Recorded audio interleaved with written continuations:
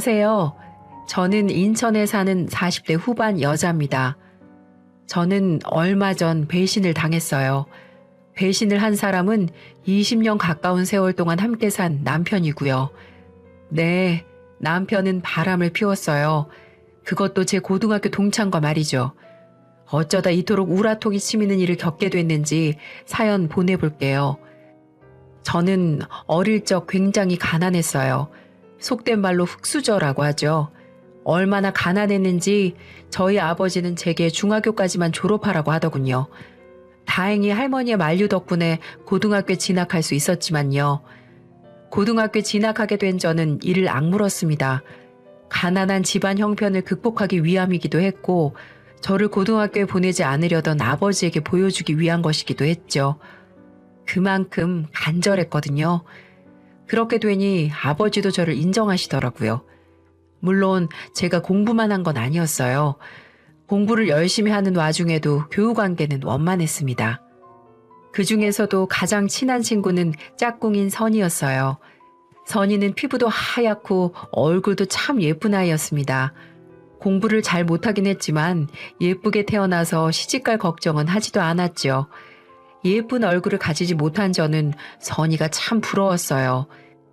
그렇게 단짝이었던 선이가 내 뒤통수를 칠 줄은 그때는 상상조차 못했었네요. 아무튼 그런 학창시절을 졸업한 후 저는 중견기업의 사무직원으로 취직하게 되었어요. 고소득이라고 할 수는 없지만 또래 여자애들보다 월급이 높았기에 기분이 좋았죠. 그렇게 몇 년 뒤 소식이 들려왔어요. 단짝 친구 선이가 결혼을 했다는 소식이었습니다. 20대 초반에 결혼이라니 친구들은 엄청 놀랐지만 남편의 재력을 듣고는 그럴만하다며 고개를 끄덕였어요. 남편의 직업이 의사인데다가 시아버지 직업 또한 병원장이기 때문이었죠. 친구들은 선이를 부러워했습니다. 예쁜 얼굴 가지고 시집 잘 갈 것 같다고 생각하긴 했지만 실제로 잘 가게 되니 엄청나게 부러웠던 거죠. 그렇게 몇 년 후 회사 생활을 하던 저 역시 결혼을 하게 됐어요. 남편은 저희 회사 과장으로 평범한 능력을 가진 사람이었습니다. 남편을 많이 사랑한 덕분인지 신혼생활과 동시에 아이가 덜컥 생겨버리더군요. 그래서 어쩔 수 없이 일을 그만두게 돼 전 육아에 전념하기로 했습니다. 그러던 어느 날 남편이 제게 중요하게 할 말이 있다면서 충격적인 말을 꺼내더군요. 진지하게 말을 꺼냈어요. 여보, 나 회사 이번 달까지만 다니려고. 어? 그게 무슨 소리야? 박 부장 있지? 이번에 명예퇴직 당하셨어. 이제 내 차례도 언제 올지 몰라. 그러니까 잘리기 전에 그만두고 내 사업 시작하려고. 사업? 무슨 사업을 하려고? 내 친구 영식이 알지? 걔가 몇 년 전에 회사 나와서 치킨집을 차렸거든? 근데 그게 대박이 나서 이번에 3호점 했더라고. 그 자식도 했는데 나라고 못할 거 있어? 나도 치킨집 한번 차려서 대박 한번 내보게 해. 여보, 사업을 하는 거야 좋은데 왜 하필 요식업이야? 당신이 나랑 결혼하고 주방 한번 들어와 본 적 있어? 그런 것도 아니면서 회사 다니던 사람이 어떻게 갑자기 치킨집을 차려? 저는 남편을 만류했어요. 하지만 한번 사업에 꽂힌 남편을 말리기는 정말이지 쉽지가 않더군요. 결국 남편은 퇴사를 한 후 퇴직금과 살고 있는 집을 담보로 대출을 받아 치킨집을 크게 차렸습니다. 솔직히 못 믿어왔지만 남편이 하는 일이라 잠자코 지켜봤죠. 그런데 이 사람이 시간이 아무리 지나도 월급을 도통 가져다 주지 않더군요. 대체 왜 생활비를 주지 않냐고 물어도 투자금으로 썼으니 일단 있는 걸로 버티라고 하더군요. 하지만 그게 6개월이 지나가자 저는 결국 한 소리를 하고 말았어요. 당신 대체 뭐 하는 거야? 아니 돈을 그렇게 끌어다가 가게를 차렸으면 무슨 얘기가 있어야 할 거 아니야. 내가 지금 뭐 큰돈 달래? 그냥 생활비만 달라는 거잖아. 근데 왜 아무 얘기도 없는 건데? 나는 그렇다고 쳐도 애는 어떡하라고? 제가 굶는 건 괜찮아도 제 아이가 굶는 건 참을 수 없던 저는 그동안 참아왔던 분노를 폭발시켰어요. 하지만 남편은 알겠다는 말만 반복하더군요. 그렇게 재촉하면 일이 더 안 풀린다는 얘기만 하고요. 하지만 6개월 뒤 남편은 가게를 폐업했다는 소식을 전하더군요. 알고 보니 남편의 치킨집은 장사가 된 적이 한 번도 없었고 엄청난 유지비를 대출로 메우고 있었어요. 그 얘기를 듣자마자 어찌나 어이가 없던지 세상이 무너지는 것 같았습니다. 그동안 남편을 철석같이 믿고 가게 사정을 들여다보지 않던 제 자신이 참 바보처럼 느껴지더군요. 아무튼 그렇게 저희는 빚더미에 앉게 되었어요. 빚 독촉을 하는 고지서는 매일매일 쌓여가는데 남편은 집에서 소주만 연거푸 들이키더군요. 애는 우는데 돈은 없는 상황, 정말이지 지옥 같았어요. 돈을 구해야만 했죠. 하지만 대출이 쌓여있는 상황에서 제게 돈을 빌려줄 기관은 없었어요. 그런 상황에서 떠오른 게 고등학교 동창 선이었습니다. 어릴 적 자매처럼 지낸 데다가 유복한 집안에 시집을 간 선이라면 제게 도움을 줄 수 있을 거라고 생각했어요. 결심이 선 저는 곧바로 선이에게 전화를 걸었습니다. 현수가 오랜만이네. 무슨 일이야? 선이야, 잘 지냈어? 사실 다른 게 아니라 갑자기 연락해서 이런 말 하는 게 갑작스럽다는 건 너무나 잘 아는데 내가 너무 힘들어서 미안하지만 나 딱 200만 원만 빌려줄 수 있을까? 이번에 남편이 가게를 정리해서 빚이 많은데 당장 생활비가 없어서 이렇게 부탁 좀 할게. 저는 간절한 심정으로 선이에게 부탁했어요. 솔직히 더 많은 금액이 필요했지만 친구에게 연락해 돈을 꾸는 게 미안해 당장의 생활비만을 부탁했죠. 그렇게 큰 금액이 아니기에 돈을 빌릴 수 있을 거라 생각하기도 했고요. 하지만 제 예상과는 달리 선이는 제게 싸늘한 반응을 보이더군요. 돈? 미안한데 난 아무리 가까운 사이라도 돈 거래 안 해. 그러니까 돈은 못 빌려주겠다. 선이야, 정말 미안한데 이번 딱 한 번만 부탁하면 안 될까? 내가 어디에도 돈을 빌릴 수가 없어서 그래. 내가 굶는 건 상관없는데 우리 애기까지 굶고 있어서 그래. 부탁 좀 하자. 너도 애엄마니까 이게 어떤 심정인지 알 거 아니야. 아니, 얘가 왜 이래? 안 된다고 말했잖아. 그리고 내가 애엄마인 거랑 너랑 무슨 상관인데?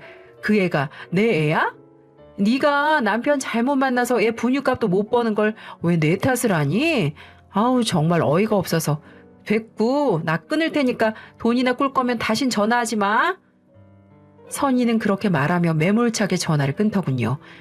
돈이 없는 것도 서러운데 친구까지 잃으니 정말 가슴이 미어졌습니다. 돈 앞에서는 우정이고 사랑이고 없다더니 이게 딱 그 짝인가 싶었죠. 아무튼 날이 갈수록 불어나는 빚을 감당하지 못한 저희는 담보로 걸린 집을 넘기고 쪽방으로 이사를 갔어요. 다리 하나도 뻗기 힘든 좁은 방에 있으니 정말 막막하더군요. 솔직히 죽을 생각도 했어요. 하지만 해맑게 웃는 아이를 보니 그것도 차마 못하겠더라고요.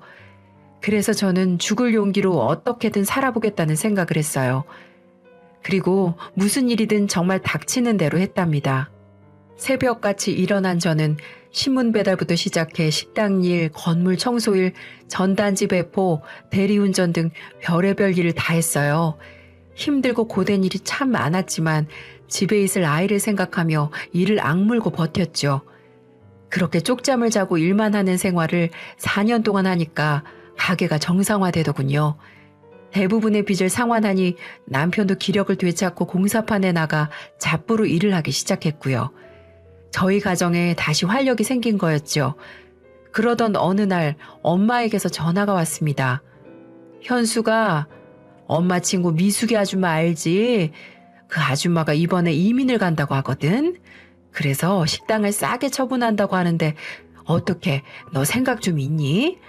네가 맡아서 하면 잘할 것 같은데 네가 어릴 때부터 손맛은 아주 야무졌잖니.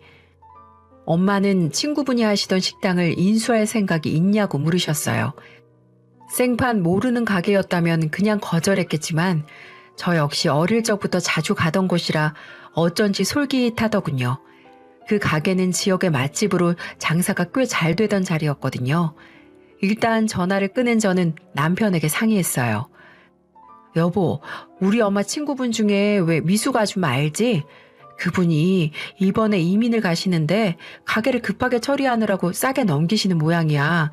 그래서 내가 거길 좀 맡아서 해보고 싶은데 어떻게 생각해? 그래, 잘 됐네.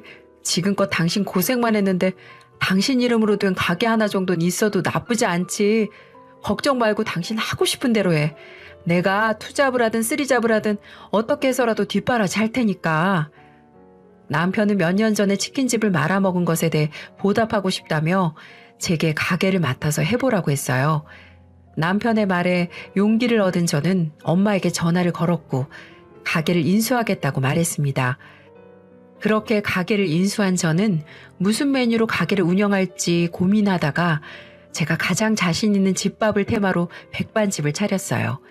한국 사람 중에 백반 싫어하는 사람은 없으니까 실력만 제대로 발휘하면 성공할 수 있을 거라고 생각했죠. 그리고 제 생각은 제대로 적중했습니다. 오픈 첫날부터 사람들이 몰리더니 나중에는 줄을 설 정도로 손님들이 몰리더라고요. 그땐 정말 정신없이 일했네요. 자연스럽게 돈도 엄청나게 벌었고요. 퇴근하고 나서 정산을 하면 이게 정말 내 돈인가 싶을 정도로 어마어마한 돈을 벌곤 했어요. 하지만 저는 절대로 자만하지 않았습니다. 한번 망해봤기에 다시는 그 지옥으로 돌아가고 싶지 않았거든요. 그렇기에 저는 몰려드는 손님들을 응대하기 위해 최선을 다했어요. 그렇게 7년 정도를 일하니까 예전에 사무직으로 일했을 때는 절대로 벌 수 없는 금액이 통장에 쌓여 있더군요. 그만큼 가게가 잘 되었던 거죠. 하지만 저는 그래도 마음을 놓지 않았어요. 제 아이가 배고파서 울던 때로 돌아갈 수는 없었거든요. 그렇게 저는 모든 돈을 탈탈 털어 3층짜리 상가 건물을 매입했습니다. 서울은 아니지만 나름 수도권에 제 이름으로 된 건물을 샀다는 게 정말 기뻤어요. 몇 년 전에 쪽방에서 셋이서 자던 시절이 생각나는 바람에 눈물도 참 많이 흘렸네요.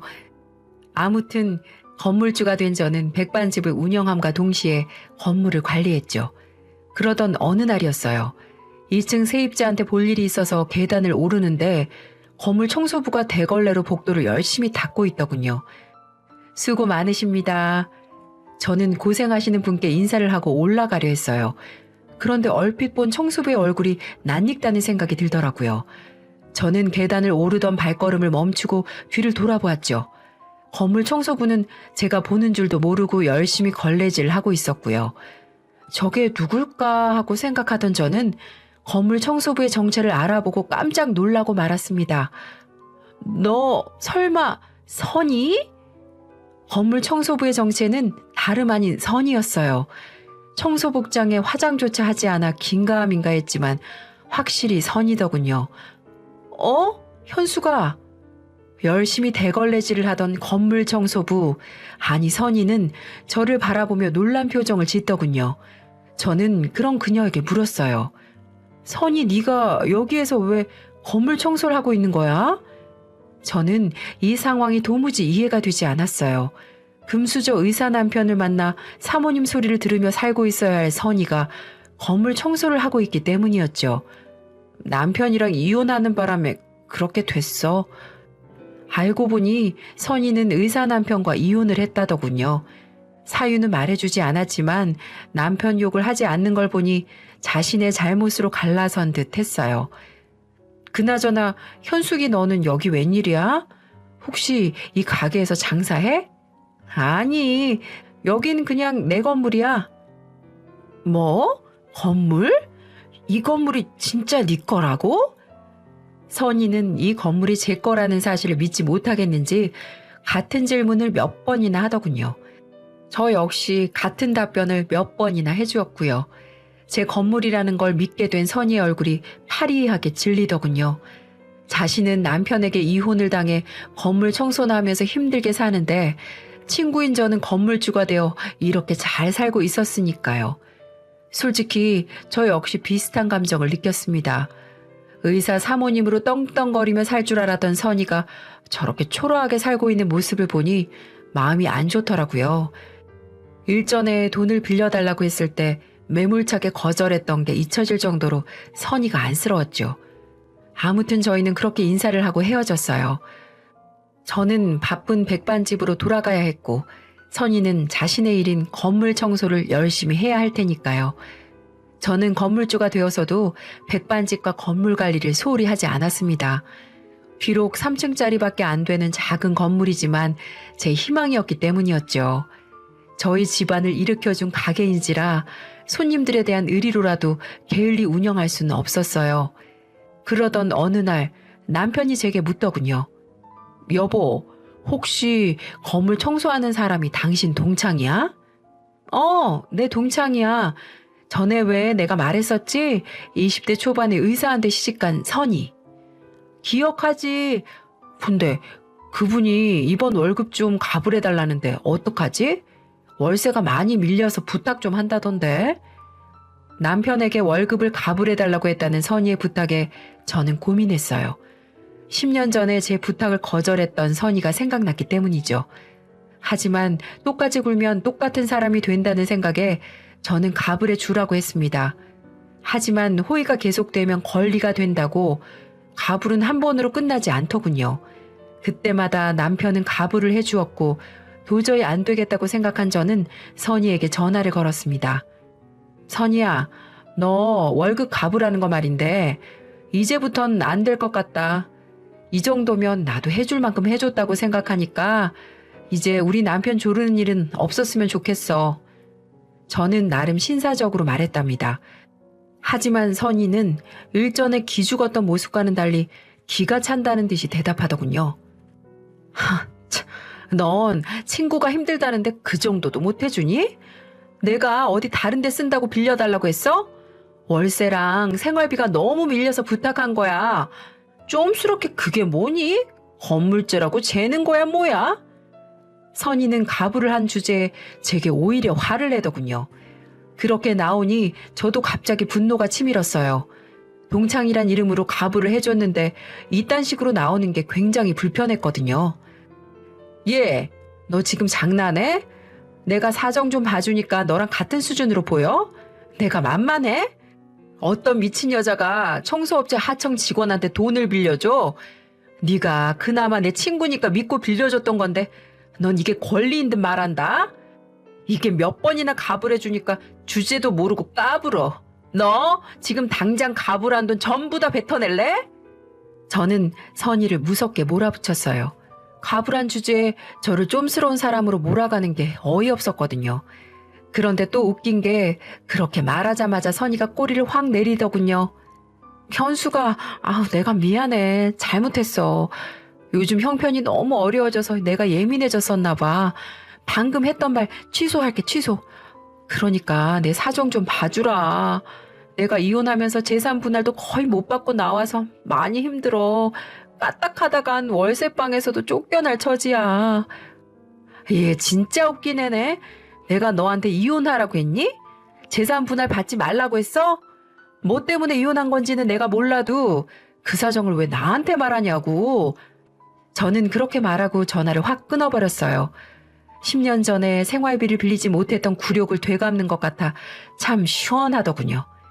그 후로도 몇 번이나 선희가 계속 전화가 걸려왔지만 받지 않았습니다. 그렇게 전 평소처럼 하던 일을 하고 지냈어요. 하지만 불행은 예고 없이 찾아오더군요. 지금 다시 생각해도 손발이 벌벌 떨릴 정도로 화가 나네요. 저는 평소처럼 가게를 마치고 집으로 돌아와 집안일을 하고 있는데 남편이 이상할 만큼 어느 날부턴가 한밤중에 건물에 볼 일이 있다면서 밖에를 다니기 시작하더라고요. 그래서 물어봤죠. 여보, 낮에 하지 뭐하러 밤에 건물을 가? 할 게 뭐 있다고. 그냥 밤에는 쉬고 낮에 볼 일 보면 되지. 저는 어차피 보안 시스템이 완비된 건물을 뭐하러 둘러보나 싶어 잠이나 자라고 했어요. 하지만 남편은 밤에도 건물 관리를 게을리할 수 없다며 꾸역꾸역 나가더군요. 처음에는 그냥 그런가 보다 했어요. 하지만 하루 이틀 그렇게 나가는 걸 보니 나중에는 자꾸만 의심이 들기 시작하더군요. 그래서 전 나를 잡고 남편의 뒤를 밟아보기로 했답니다. 그렇게 조용히 뒤를 밟으니 남편은 정말 건물로 들어가더군요. 정말 건물이 걱정되어서 그랬나 보구나 하고 생각했던 저는 일단 끝까지 확인하자는 생각에 남편이 들어간 지 10분 후에 조용히 건물 안으로 들어갔어요. 그리고 남편은 또 어떤 여자와 들어가더라고요. 그리고 가만히 안을 들여다봤는데 전 그 광경을 보고 충격을 받고 말았습니다. 남편은 어떤 여자와 진한 스킨십을 하고 있는 거예요. 그리고 또 한 번 놀라웠던 사실은 남편과 붙어먹고 있는 여자가 바로 내 친구 선이었어요. 전 그 정체를 알고 정신이 혼미해서 뒤로 쓰러질 뻔했습니다. 어떻게 다른 사람도 아니고 학창시절 함께 다닌 친구랑 그년과 그런 짓을 할 수가 있는지 전 남편과 선이 그 더러운 짓을 보고 분노해서 득달같이 그 안으로 달려들어갔어요. 이 짐승 같은 것들이 지금 내 건물에서 뭐 하는 짓들이야? 나이 처먹고 할 짓거리가 그렇게 없어서 이런 곳에서 더러운 짓거리를 해? 그리고 선이 너 오늘 잘 걸렸다. 라고 말하며 전 그년의 머리채를 잡기 시작했어요. 그리고 남편 놈도 뺨을 후려치기 시작했고요. 선이는 제게 여기저기 끌려다니며 울고불고 잘못을 빌었고 남편 또한 무릎을 꿇으며 용서를 빌었습니다. 하지만 이런 상황에서 바보같이 용서를 해주는 등신이 어디 있을까요? 저는 계단에 있던 빗자루를 들어서 남편과 선이를 후려쳤습니다. 먼지가 잔뜩 묻은 시커먼 빗자루였지만 상관없었어요. 지금은 저 몰래 불륜을 저지른 더러운 것들을 심판하는 게 더 중요했으니까요. 이것들에게 가만히 들어보니 건물을 관리하는 남편과 건물 청소를 하는 선이는 서로 마주칠 일이 많았고 남편은 선이가 제 친구라는 사실을 알고 친절하게 더 대해주다가 서로 저 몰래 밖에서 술 한잔하다 눈이 딱 맞았다고 하더군요. 매일같이 선머슴 같은 마누라만 보다가 곱상하게 생긴 선이를 보니 머리가 헷가닥 돌았던 걸까요? 남편 놈은 저와 부부관계 안 한 지도 오래되긴 했었어요. 하지만 설마 그런 표출을 친구 선이에게 향할 줄은 꿈에도 몰랐습니다. 나이 먹으면 정신력, 의지력이 다 떨어진다고 하더니 그 말이 딱 맞는 것 같았어요. 거의 30분을 팬 저는 앞으로 각오하라고 말하고는 건물을 나왔습니다. 그리고 밤 늦은 시간임에도 시댁에 전화를 걸어 남편의 만행을 고발했어요. 이혼하겠다는 말을 덧붙였고요. 날이 밝자마자 시어머니는 제게 찾아와 용서를 구하시더군요. 아가, 자식 잘못 키운 다 내 잘못이다. 저 녀석이 부인 잘 얻은 것도 모르고 헛짓거리를 했어. 미안하다 미안해. 그러니까 제발 날 봐서라도 참아주거라. 시어머니는 제게 비셨지만 저는 남편을 용서할 수 없었어요. 그리고 곧장 이혼을 강행했죠. 어차피 대부분의 재산은 제 명의인데다가 자식도 다 커서 이혼을 꺼릴 이유는 없었어요. 저는 거액의 돈을 들여 이혼 소송을 벌였습니다. 남편은 아무리 그래도 이혼만은 안 된다며 버티더군요. 제가 이혼 소송을 진행하니 거머리처럼 매일같이 찾아와 무릎 꿇고 잘못을 빌다가도 제가 강하게 거절을 하면 자기 마음대로 상황이 돌아가지 않으니까 언제 그랬냐는 듯 제게 와서 물건을 부수기도 했어요. 누가 봐도 조울증 환자로 보였죠. 그래서 전 남편이 물건을 부수고 위협하는 장면들을 찍어서 접근 금지 명령 신청을 했고요. 제 근처에는 오지도 못하게 만들었습니다. 그리고 그 이후 남편의 시를 아예 말려버리기로 결심을 하고 실행을 했습니다. 먼저 매달 시어머니에게 드리는 용돈 80만 원도 바로 끊어버렸고 2년 전에 내 돈으로 마련해드린 시어머니 집도 부동산에 내놨어요. 어머님이 살아생전에 편히 사시라고 마련해준 집이지만 어차피 집 명의는 제 이름으로 해놓은 거라 가능했던 일이었죠. 그리고 남편이 타고 다니는 벤츠 승용차 신용카드도 처분하고 아예 정지를 시켜버렸습니다. 그걸 팔아버리니 전화해서는 소리를 꽥꽥 지르고 난리 부르스를 치더군요. 하지만 전 눈 하나 꿈쩍 안 했습니다. 어차피 내 재산 그대로 돌려받은 것뿐이니까요. 남편이 어차피 신용불량 인생이었기에 사회생활 할 수 있는 모든 것들은 저를 통해서만 할 수 있었는데 아무것도 못하게 제가 두 손 두 발 다 묶어버린 거였죠. 과거에 한번 남편 신용불량 풀려고 한 적이 있었는데 남편이 그러더라고요. 어차피 당신이 있는데 뭐하러 그렇게 해. 당신 명의로 생활하면 되지 라고 말이죠. 남편은 모를 겁니다. 지금 그 발언이 자기 인생을 처참하게 만들 수가 있고 후회할 말이었다는 사실을요. 본인도 이런 일이 벌어질 줄은 아마 꿈에도 생각을 못했겠죠. 남편은 어느 날 전화를 해서는 서럽게 울면서 말하더군요. 진짜 당신 무섭다. 꼭 이래야겠어? 아무리 그래도 어머님 집은 사실 때까지 살게 해드려야지. 지금 당신이 집을 판다는 소리를 듣고 한숨도 못 주무시고 있어. 내가 이렇게 부탁할게. 다른 건 다 막더라도 어머니 집만은 살 수 있게 해줘. 라면서 다 자기 때문에 어머니가 길거리에 나앉게 생겼다면서 울기 시작하는데 차마 들어줄 수가 없었어요. 아이고, 이 사람아, 다 자업자득이야. 당신이 벌인 그 일 때문에 여러 사람이 고통받고 있어. 그러니까 애초에 그런 짓을 하지 말았어야지. 그리고 내가 왜 당신 부탁을 들어줘야 하는데? 당신과 이혼하면 이제 어머님도 나하고 남남이야. 그러니까 당신이 일을 해서 어머님을 모시든 말든 당신이 알아서 해. 그렇게 전 매정하게 전화를 끊어버렸어요. 그 이후 땡전 한 푼 없이 제게 쫓겨난 남편은 어디 공사판을 전전하고 있다고 하더라고요. 이제 나이도 먹었고 기술도 없으니 어디서 직장을 구하기는 아무래도 힘들었겠죠. 얼마나 힘들었으면 아들에게 전화해서 100만 원을 빌려달라고 했다고 하더군요. 아무리 찌질해도 그렇게 찌질할 수가 있을까요? 아들도 그러더라고요. 엄마 힘들게 한 아빠 정말 보고 싶지 않다고요. 한순간에 마누라도 잃고 자식도 잃은 남편, 전 전혀 불쌍하지도 않았네요. 오히려 속 시원하고 고소했어요. 지금은 그렇게 이혼 소송 중에 있습니다. 남편이 재산 분할을 요구하는 바람에 시간이 생각보다 길어지고 있네요. 그래도 어떻게든 전 재산을 지키려고 해요. 다른 사람도 아닌 제 친구랑 바람핀 남편, 전 절대 용서할 수 없으니까요. 모든 걸 알아보니 그동안 선이가 가불에 갔던 건 선이가 힘들게 살고 있었던 걸 알고 있었던 남편이 선이에게 도움을 주기 위해 가불을 핑계로 제게 돈을 요구했었던 거였어요. 저는 선이에게도 철퇴를 내렸어요.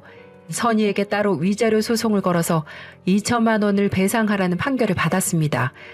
2천만 원이 없던 선이는 제게 시간을 달라고 했지만 전 먼지까지 탈탈 털 작정으로 선이가 살고 있는 집 보증금을 담보로 소송을 진행하고 있는 중이에요. 법원에서 과연 제 소송을 받아줄지 아니면 매달 나눠서 지급하려고 할지 알 수는 없지만 전 지구 끝까지 찾아가서 받아낼 겁니다. 물론 제게 2천만 원 있어도 그만, 없어도 그만인 돈이지만 선이에게는 그 2천만 원이 자신의 삶에 있어서 가장 뺏기기 싫은 돈일 테니까요. 그렇게 저는 남편과의 소송, 선이와의 소송 결과를 각각 기다리고 있습니다. 변호사 말로는 조만간 결과가 나올 것 같다고 하는데 우선 기다려 봐야겠죠. 제게 씻을 수 없는 죄를 지은 그들에게 꼭 벌을 주고 제 새로운 인생 살고 싶네요. 남의 눈에 눈물 나게 하는 사람들은 응당 벌을 줘야 이치에 맞는 거라는 생각이 드니까요. 다들 이 힘든 시국에 조금만 더 힘내시고 우리 모두 활짝 웃을 수 있는 그날까지 아무쪼록 건강하고 좋은 일만 가득하시길 바라봅니다. 지금까지 제 사연 들어주셔서 감사합니다.